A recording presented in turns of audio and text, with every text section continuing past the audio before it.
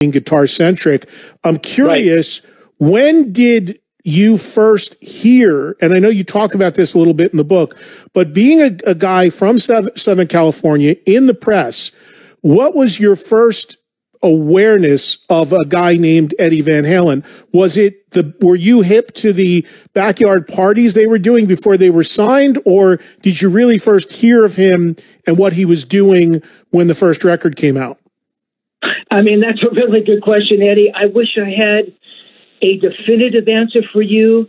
No, I mean, I may have heard of Van Halen, this band from Pasadena, and I may have heard peripherally about the backyard parties, but I had no idea what they were. I had no idea what the band sounded like, and I had no idea what this guy, Eddie Van Halen, played like. Being part of that Southern California kind of rock and roll journalism circuit, certainly Van Halen radar, but for some weird, inexplicable reason, I never saw the band play. I never saw them at the Whiskey. I never saw them at the Starwood. And the reason that was so freaking odd, man, was because I was at those places weekly. I mean, I'd be at the Whiskey 4 nights a week, on record company tabs and seeing bands and the Starwood. I was there all the time, would see Y&T, who were kind of like the house band. And, just a ton of bands that were playing there. But for some reason, I never saw Van Halen. I had certainly heard of Van Halen, again, by that time. They were up on everybody's radar. They were this local band that had made good. They were kind of like the first band out of the Sunset Strip scene to land a record deal, a major record deal on Warner's. So they were up on everybody's radar because of that. But no, man, I had never seen them before I met and spoke to Edward that first night in June 1977. It was weird. To this day, that is weird because you're already in the guitar circles. Like you're covering that scene. You're there physically in Southern California. You're already doing some writing. Like you said, you're being.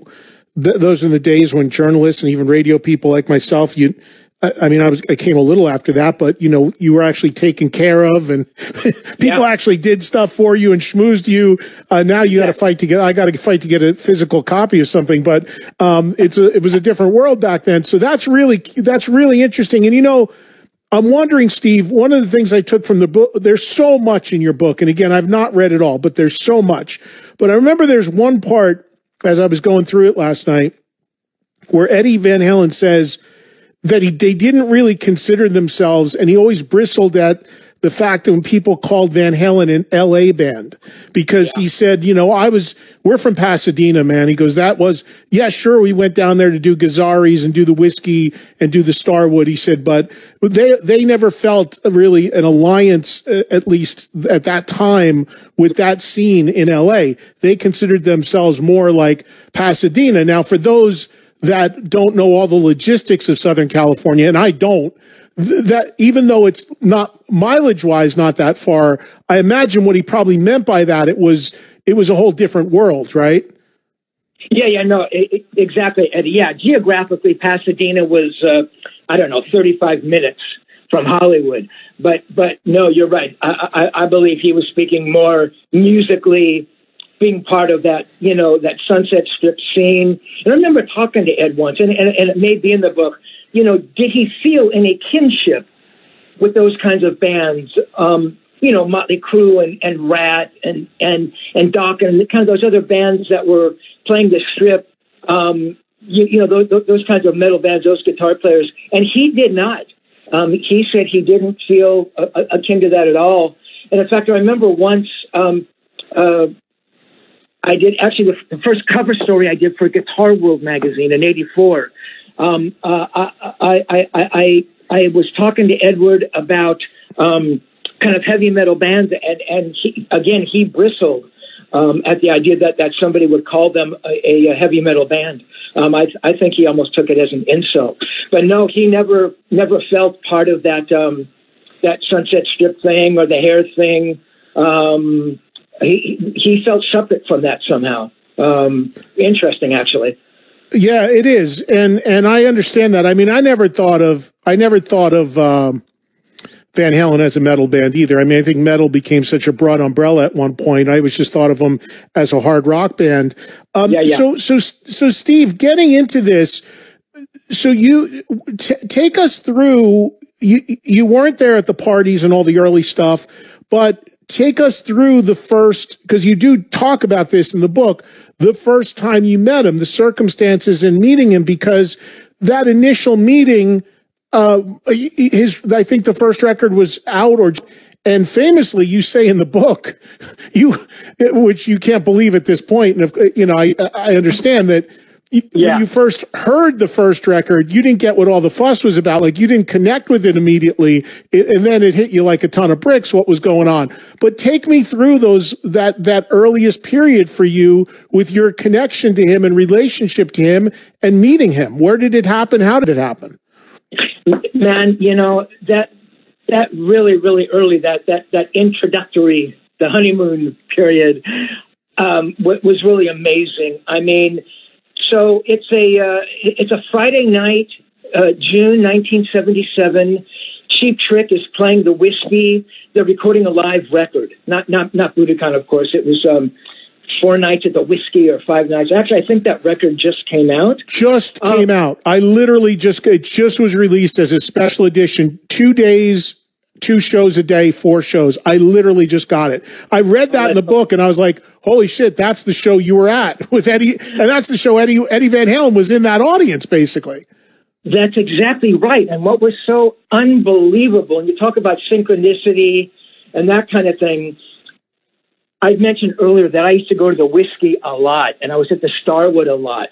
And by 77, I mean, I wasn't jaded, but I mean, I'd been writing for 4 years. I'd been to the Whiskey a lot. I'd seen a ton of bands. And honestly, to go out to the Whiskey to see another band, it was like, oh, I don't really want to go see them. And, but seeing Cheap Trick record a live record, that was worth going to see. So I'm there with my brother Mick, and we're downstairs, and we're waiting for Cheap Trick to come on. And I feel a tap on my shoulder, and it's my friend Michelle Meyer. Michelle was the booker for the Whiskey, and she also booked some other clubs around town. Madame Wong's East and West, which were 2 pretty famous punk punk clubs at the time. I had a band, and never having heard the band because we just got along, she booked my band into these clubs. So I was forever indebted to Michelle. So she comes up to me and says, listen, there's this guy upstairs. You have to meet him. He's Godhead. And again, I write about it in the book, but Michelle didn't use that term loosely. For her to call somebody Godhead meant this is some supernatural being. This was somebody more than just a guitar player.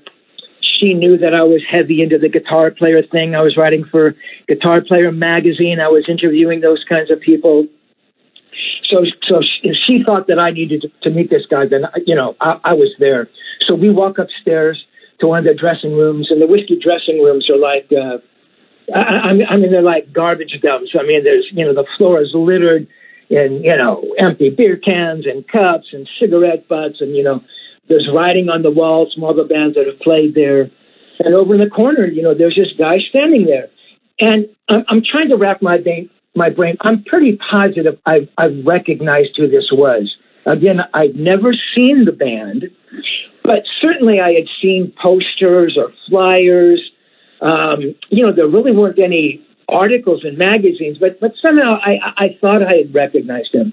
Anyway, she walks me over and says, Steve Rosen, Eddie Van Halen, Steve Rosen, and calls him Godhead, and he smiles, which meant that he understood what the compliment meant as well. And man, my brother described it best. It was just like 2 friends meeting and hanging out. It was as if the conversation had begun somewhere earlier in time, and we were just picking it up.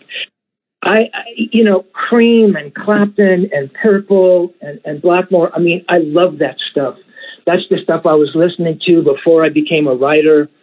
I knew a lot about those bands. I mean, I listened a lot to their music, as a would-be guitar player. I mean, I tried to learn, Clapton licks and Deep Purple riffs.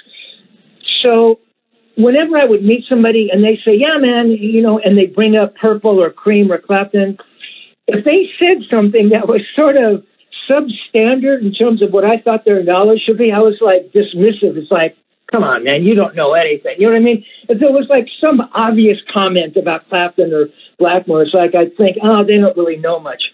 But Ed really knew, man. He understood. He understood musically what they were doing far more than I did. So it was an instant connection. There was none of those strange silences, and oh my God, what am I going to talk to next to this guy? And I can't wait to get out here. And I really, really liked the guy, and I think he really liked me. And that's why at the end of the conversation, and it's hard to remember how long that lasted. It could have been a half hour, it could have been an hour. He runs out of the room. I'm thinking, whoa, what's going on? Anyway, he comes back, he's got a piece of paper, or he's got a pencil, and he finds a little piece of paper on the floor, and he writes something on, and he hands it to me, and it's his phone number. He goes, man, I hope we can talk again. I hope we meet again. And I was just blown away. I mean, I had interviewed a lot of guitar players by that time. I'd actually just interviewed Richie Blackmore. I'd interviewed Joe Walsh, John McLaughlin, and John Entwistle, Wishbone Ash. And none of them ever gave me a phone number after meeting them one time. So I just thought that was unbelievably cool. And then the first time, I interviewed him on the phone was just a few months later. I'm sorry. I want to go